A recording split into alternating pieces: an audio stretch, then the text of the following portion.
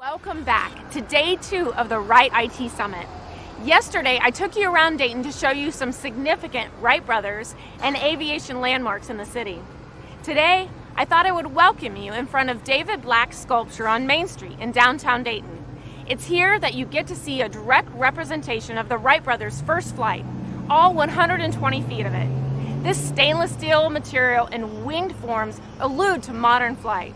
My, how aviation has changed through the years. I hope you enjoyed today's first keynote on the Air Force's digital transformation. Colonel McKeefer is the director of the CSAF Strategic Studies Group, headquarters U.S. Air Force.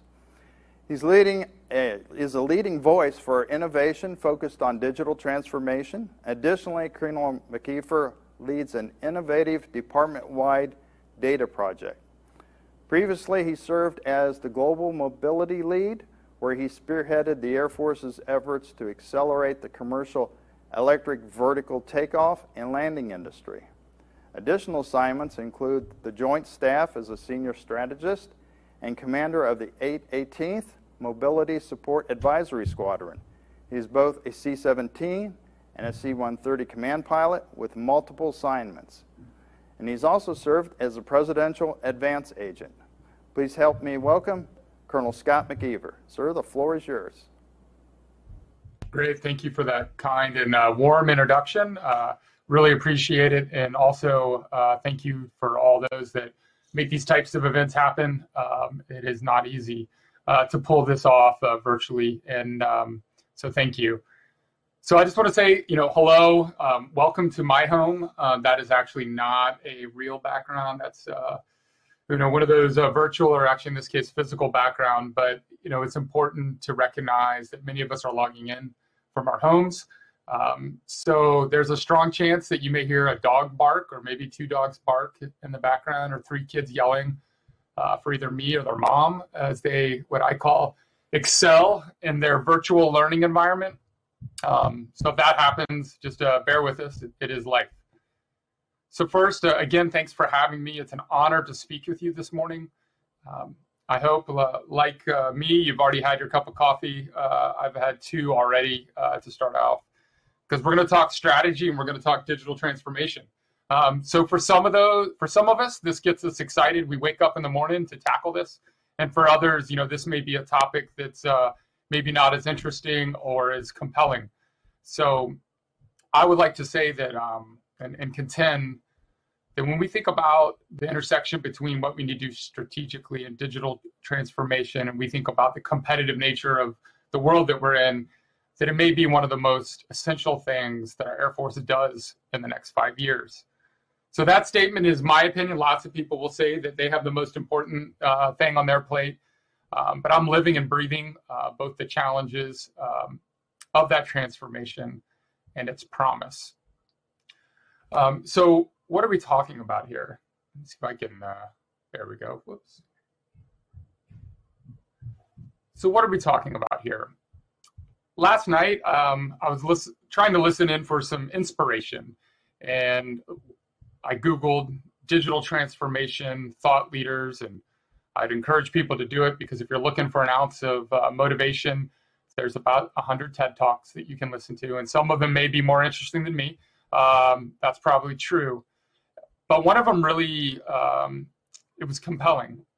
And this speaker said, digital transformation is less about technology. It is the active reimagining of our organizations through the perspective of a new generation who have grown up surrounded by sophisticated smartphone technology. So I'd say keep that thought in mind, that imagining part about organizations, and then that characteristic of people. Keep it in mind as you think about your own personal digital life and experiences as compared to the one in your own workplace. And I'll come back to that here shortly. Some of what I'll talk about today has to do with data. We're going to talk about people, data, culture, a little bit across the board. But I want to key you in on that quote there at the bottom. And I'll let everybody read it. But one aspect of that quote is about understanding ourselves. And if you pull the logic through what Sun Tzu was saying there, that the inability to understand ourselves will or could potentially result in our defeat. And I think that's extremely important as we enter into this, much more digital world. We have the ability through data to understand ourselves in a way that maybe we haven't before, and then unleash the power of some of the tools and technological advancements in order to ensure that we're that much more competitively positioned with regards to understanding ourselves. So we said we're going to talk a little bit about strategy. So I think we'll start off with the strategic environment. Most people start on the left side of the slide. I'm going to start on the right. So over there on the strategic environment side, our guiding documents, national defense strategy, we've all heard this, right? So obviously we're in this long-term strategic competition. It specifically calls out China. And if you read, lots of what's written here, there's challenges across the dime, across the diplomatic information space, the military and the economic. We are confronted. We also have to think about, right, this world order that was created in post-World War II. It's resilient, but it's potentially weakening. And it's potentially weakening because of the actions of those competitors. And then third, our military advantage may be no more. So we have to consider, what does that mean for us? And then I added, so this is Scott McKeever's view, in order to kind of deal with that strategic context, we need innovators. We need people that are going to bring in new capabilities, new ways of doing business. And we have to recognize that there are strong forces that push against innovation. So I have a quote here from Machiavelli, and I think it's really powerful. He said, "There is nothing more difficult to take in hand, more perilous to conduct, or more uncertain in its success than to take the lead in the introduction of a new order of things. Because the innovator has for enemies all those who have done well under the old conditions, and lukewarm defenders in those who may do well under the new." So think about that. We rely on innovators to bring us new things, new ways of doing business, and the innovator's journey is perilous, surrounded by enemies of his friends, potentially, and of those of the old order. So when you think about all that, that's the context. We look over there to the left side of the slide, and we think about, digital transformation. What does it do? And I think ultimately it's allowing us to deliver a more lethal force. If we get down to our national defense strategy, the lines of effort, really line of effort 1 is all about lethality. And, some people think, this is about people, really the combat side of the military, but this is also about our ability to deter or to compete. How do we do that, right? So this transformation allows us to think faster, make quicker decisions. And it's really about, in one respect, it's about taking data, turning it into information, using that information to power analytics and the power and the promise of AI on top of it to really speed up our decision making. But it's also about putting people to work solving people problems, things that we're good at, things like that require an emotional aspect or maybe ethical challenges, and put digital tools to work solving problems that digital tools would solve, repetition, those kinds, or big data enabled types of activities. And I think the bottom one for me is really important. I look at our Air Force and we have excellence everywhere. We are the envy of many Air Forces across the world, but we do have lots of stovepipes. And these stovepipes exist between commands and organizations, between countries. And a digital world allows us to kind of expose who we are and allows us to share that transparently across those stovepipes, maybe across those commands, and potentially connect nations together in a way that hasn't done before. And so how are we going to do this? And I think that little tagline there at the bottom is really important. So if we are going to compete, the Department of the Air Force has got to ingest, modify, and use digital technology at the speed that commercial innovation is done. Our commercial partners live and breathe in maybe more of that Machiavellian world that I discussed. It's a world of competition, a world of innovation, and we need to be able to adapt and move at that speed, and we have a lot to learn there. So when I think about digital transformation, everybody can think about it differently. For me, I kind of bucket into these big kind of bins. So we have people and culture, technology, and data. I'm going to focus a little bit on the people and the data side. It's where I kind of work and live. So on the people side, this is about the totality of the Air Force. This is about that transformational journey we call it from the flight line to the 4-star. Yes, we're going to have ninjas, and they need a different level of training. But we need our senior leaders to expect more from either data or from the digital tools that we create. And we need probably a higher level of basic knowledge across the force. And I like to say we have come out publicly, the Air Force, and said, JADC2, we are all in. But we don't get to JADC2 unless we have JADC2 airmen. And so we need to start building that today. Building skills is a long process. It is not something you just do overnight. And I argue that we are probably behind on that journey. If you look at what's happened out there in the commercial space, I think it was AT&T just said that they were going to invest $1 billion in upskilling their workforce. So I'd like to say that we are starting that journey, and I'll add on that here in a little bit. But how do people and culture connect, right? So when an airman comes in and he's lived or she has lived a life with their smartphone technology, and they come into the Air Force and like, oh man, I'm back in the early 90s, back when maybe I was born. And they demand more.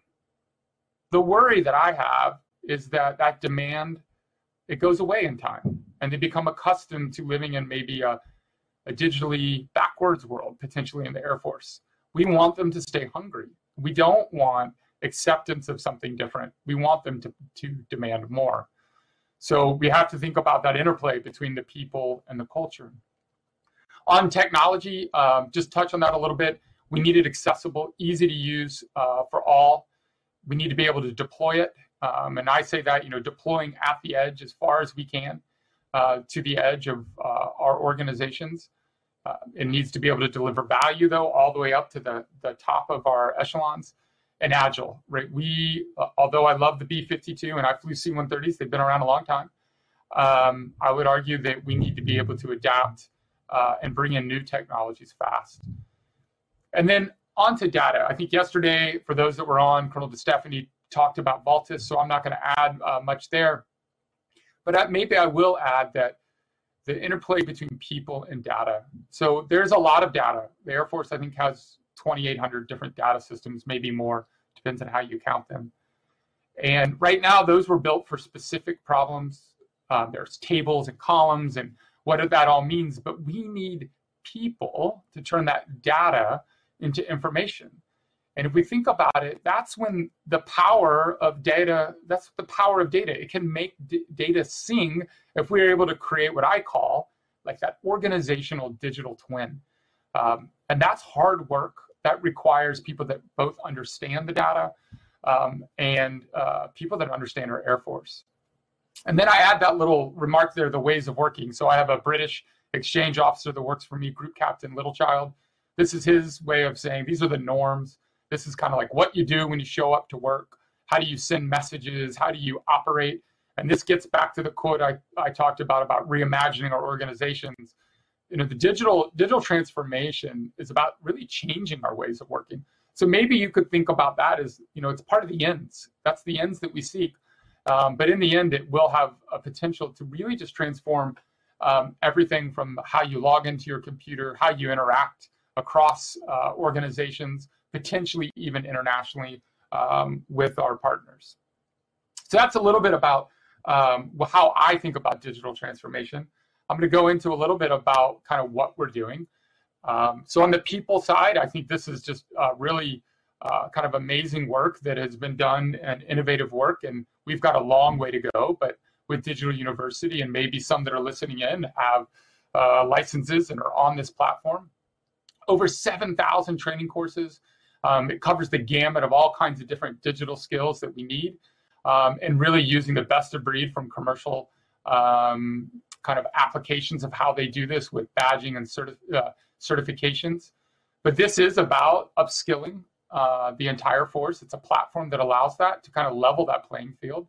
It shows a strong commitment to invest in our people. There are tons of people in our Air Force that are personally motivated and are already engaging either with their own money or using this platform to upskill themselves. And this shows a strong commitment to those types of people and an incentive maybe to those that are on the fence and thinking about it. And as we've heard from the Space Force recently, about baking in kind of digital skills at the birth, if you will, of the Space Force. This is about weaving in digital competency as kind of a part of who we are. So if you're not familiar, for those of the government folks that are on here, check out Digital U. It's extremely exciting. And then I'll move here to data, right? So what's going on here? I think it's important to kind of foot stomp this approach. I think it's excellent. I think Colonel DeStefani probably talked about this yesterday and our chief data officer's approach to data. I'm not going to read all the words in this slide. And this is where we need to get from that phase 1 to phase 3. And for me, how do we get there?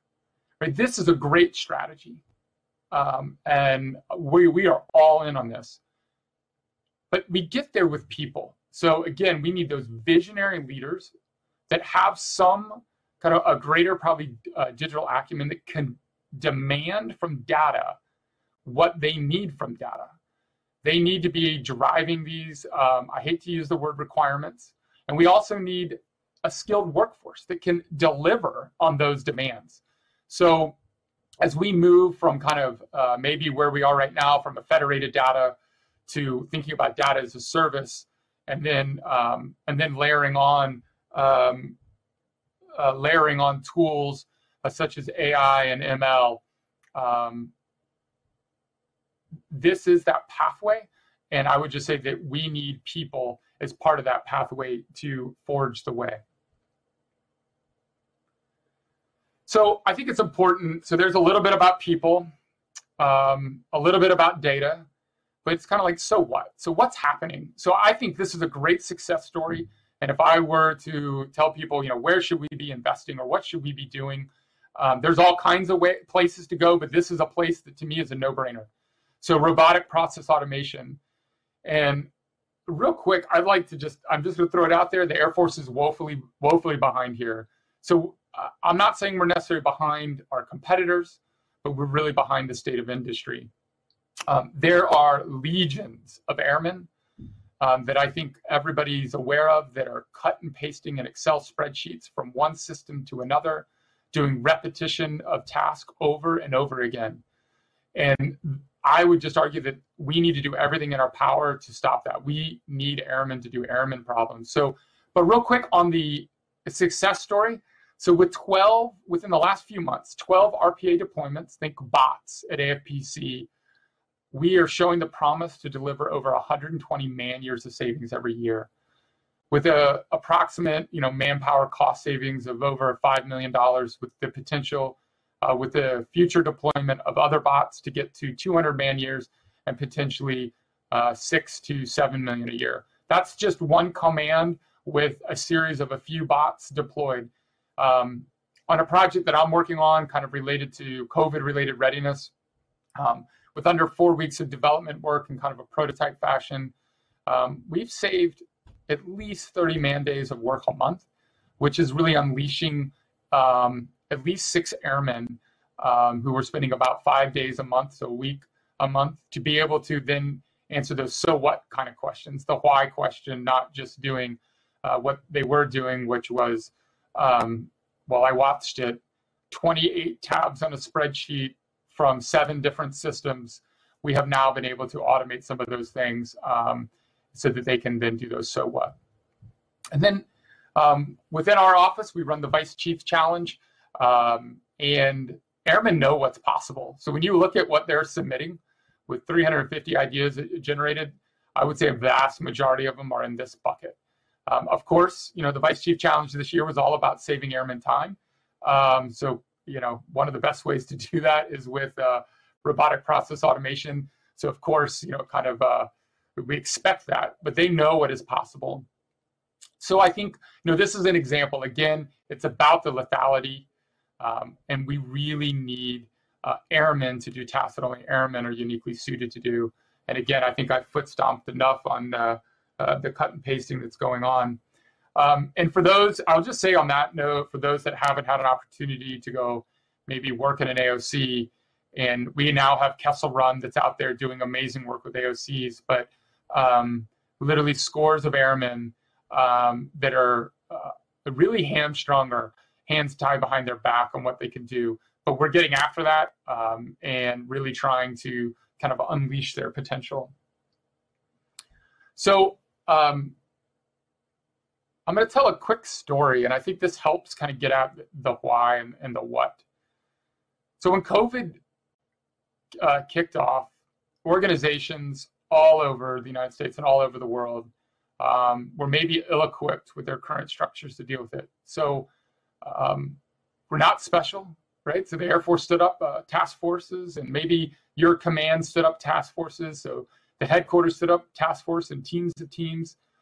And I'm just going to list a bunch of questions that came and the challenges to be able to answer those questions. So here were some of them. Well, what's going to happen when we stop flying training sorties at a rate of, say, 50%? What's going to happen to the readiness of our squadrons across the board? Which squadrons are more impacted? Where should I be directed that some fly more? How about that balance between the health or the spread, say, of COVID and commanders' authorities to either modulate what they're doing on the ground? Wait a second. Are you telling me that this might impact our working capital funds and that's going to then potentially impact our downstream supply? How does that look? And what's happening in the, on the assembly lines, or what's happening in the depots? How is that then in turn impacting our ability to potentially pull out of this readiness question? Wait a second. Schools aren't open. People are home. How many people are home teaching their kids? I'm home teaching my kids. I don't know about you. Wait, are there different kinds of missions more impacted than others? Wait, Command X, you have an older workforce. How much more at risk are you? Do you need to take different approaches to your protective measures? Another question that I thought was really interesting, which is, look, the facts on the ground in this area or around my base are different than, say, in another base. Is that HPCon measure we're taking, is that keeping them more safe or less safe? Meaning, is it more safe to be on base where we can control the health kind of precautions, or is it better that they're out in the community? What are those decisions I need to make? That then relate to combat readiness or training? How does that then relate to our financial story? So these were questions that were coming in at a rapid pace.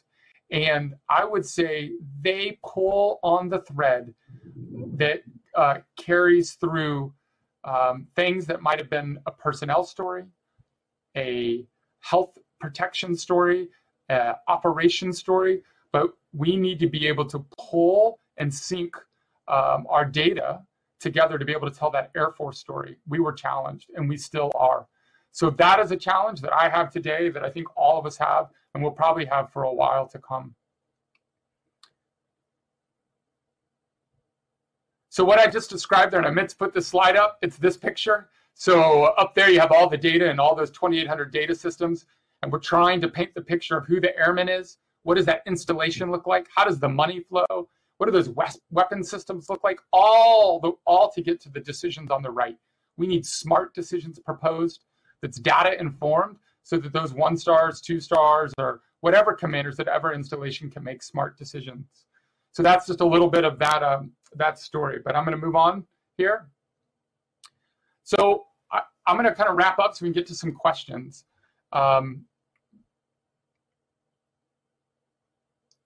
if you look over on the right, this is the help that we need. Some of you may have seen some of this before, but we are going to continue to fight with some of the COVID challenges and continue to fight through it.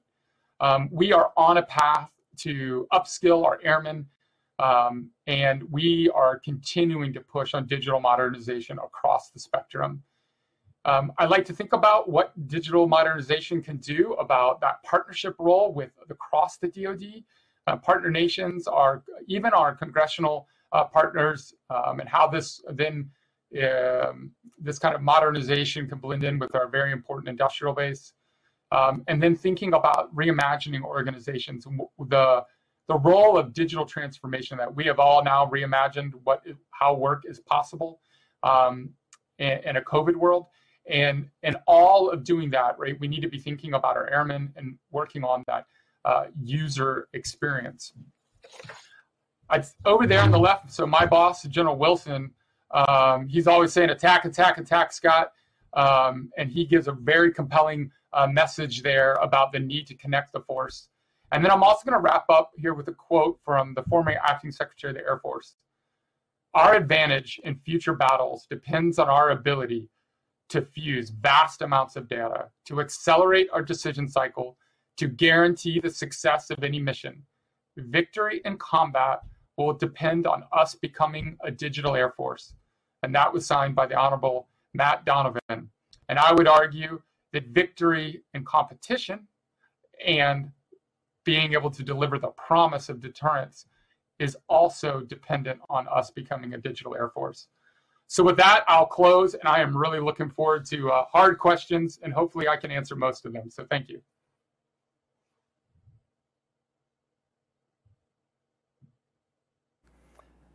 Thank you, sir. That was very enlightening. We do have a few questions that have come in, so I'll throw some of those out there. It sounds like COVID has maybe moved up to the top of the list of issues right now. But where do you see the most pressing need outside of, the COVID arena that we're in right now? And where can industry help you the most? Right. So great question. And I'd like to say that these are not necessarily separate issues. And I'm going to caveat this a little bit onto the digital transformation side. So not necessarily the totality of, what the most important kind of capability the Air Force needs, whether that's, JADC2 but really on the digital transformation side and what can industry do? So I think when we get back to the agility that we need and the ability to rapidly bring in new technologies in a way that is competitive. And I think we've heard this from Dr. Roper when he talks about, his E-series, and but we need to be brought solutions that look like that. We need to be demanding that from our industry partners. And I think industry lives in this world. So it's really sharing kind of how that process works and helping us be able to do what for so much of this country already happens day to day. I've seen some kind of plans out there or ideas on 15 years, say, journeys to let's just call it data in the cloud, and that's interesting. It's an interesting roadmap. I would say 15 years ago, to be able to lay out a path to where we are today, nobody would have envisioned where we are today. So in this world of digital transformation, our foresight and the ability to see the future is not great, and that's okay. Like, we need to accept that that's the reality and then move. So we have a tendency in the Pentagon to a little bit of a analysis paralysis, and I think we can learn a lot from our industry partners about in that world of uncertainty is how to move directionally correct and deliver capability. Great question. Thank you, sir. You also mentioned about the Vice Chief Challenge, and there's a question here. Is there an approach to do more innovation labs at the point of delivery, such as the shop floor and the flight line and things like that? Yeah, so I'll talk about what I know, and then I'm not sure, like down at that level, right? So I think that gets into probably, what commanders are doing and how they can organize their forces, whether that's wing commanders, group commanders, even squadron commanders. I will say that, innovation right now, it definitely is, I call it, battle space. Our chief of staff of the Air Force, with his message on accelerate, change, or lose, that is a push. We do have spark cells that are out there across the Air Force, and so for those that are on the government side here or on the Air Force side, I encourage people to reach out to them. There are amazing airmen that are finding kind of their best selves by interacting with those organizations. I do not see these types of organizations necessarily going away. If anything, maybe they will grow. And when I say grow, that's not to use, so for those that are on the government side, like the UMDs, so like the manning documents may not adjust, but our ability to use our workforce differently to get after these problems, I see continuing to grow. So I would say engage with, if you are out there, on the flight line, engage with your local spark cell, and you can always send me a note, and I'll see if I can connect you with those local innovators at your location. Thank you, sir. A reminder to the audience, folks, you can send in your questions via the link at the bottom there. And I do see that we had a number of folks that you hit a note with the digital U, so people will be referencing that in the future.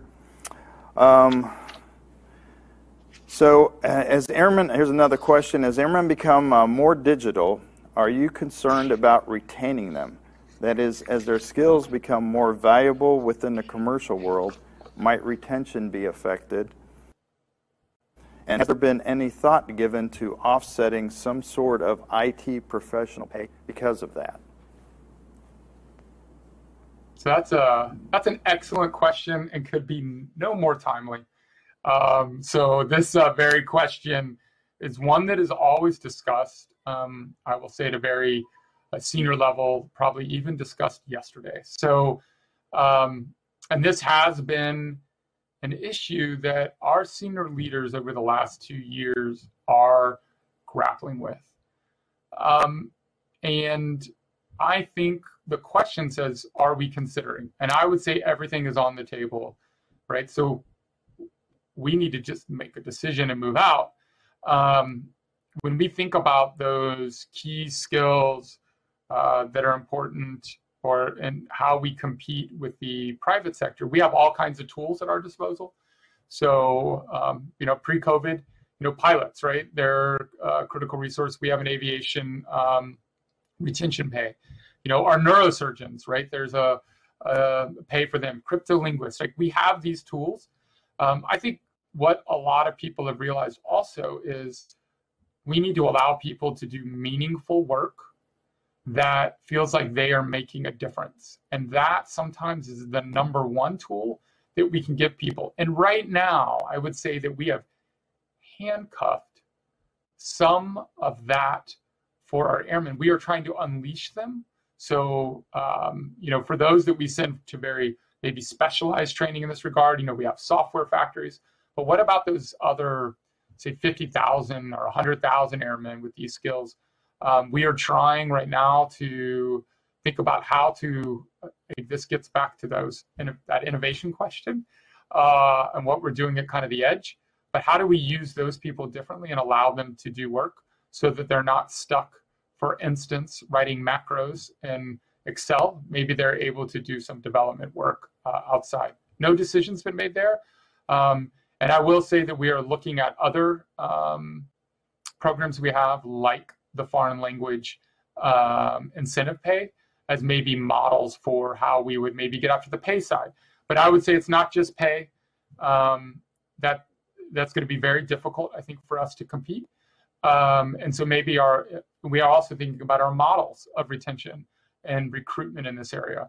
And so those are all on the table, and a very pertinent question.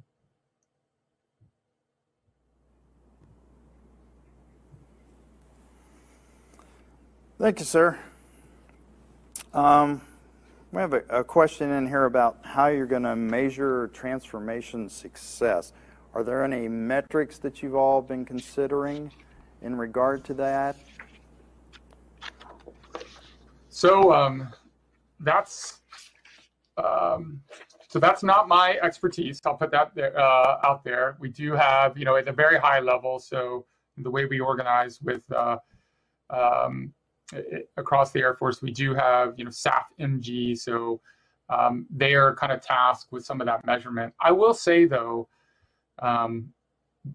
along certain projects that we are working, we have to consider that assessment. I'll also state that this is a difficult question, and the time scale that we're looking at here is very important. So sometimes it's difficult to measure step by step, but when you step back maybe 10 years from now, it'll be very easy to measure.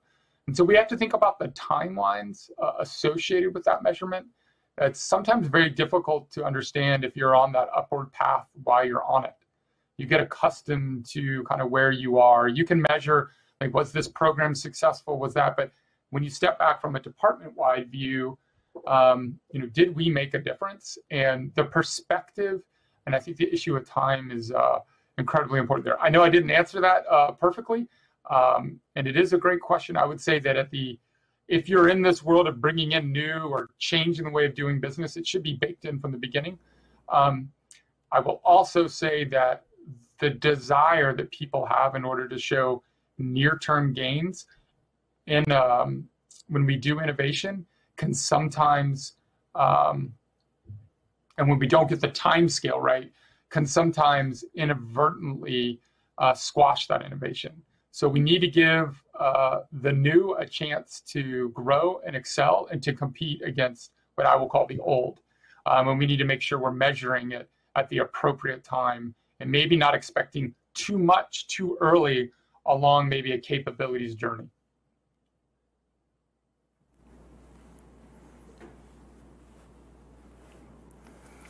Thank you. That's almost a perfect lead-in for the next question here. As you mentioned, the culture of the innovators, and then there's the status quo block as well. So how's the Air Force tackling that problem, and how are they tracking to work around it? That's a great question. And what I didn't mention with the quote, so if, and I'm not a Machiavelli expert, so there's probably somebody here that correct me. But what's really interesting in that quote is he's talking about the prince. So he's talking about the leader and really talking about the innovator. And he's talking about the need to create stability in the order. And he is essentially saying that the only way you can create stability in the order is to embrace those that create really disruption or innovation within yourself. And that person who needs to bring in new and do new things, his journey is perilous. Because if all you do is maintain the status quo, you will be assured of some external force disrupting your job, maybe to create stability. So I think that's just a really interesting view. I think at a very senior level, our senior leadership gets it.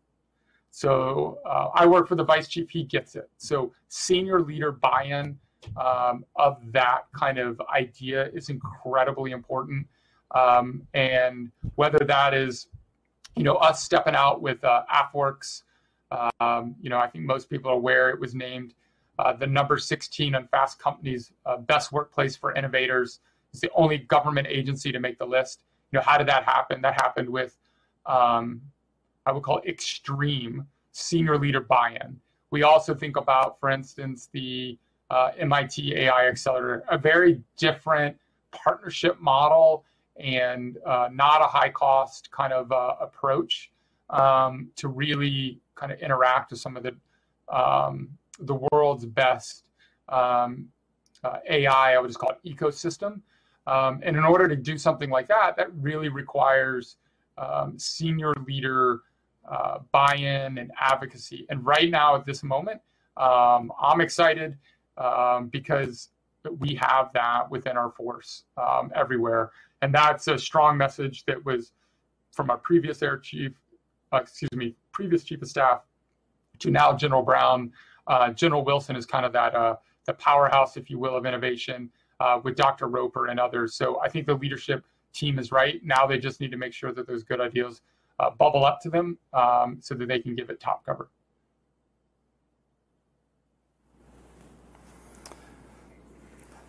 Thank you. Well, sir, we don't have any more questions that have come in right now, but I would ask if you've got final thoughts you want to leave our audience with, that take a couple minutes to do that. Great.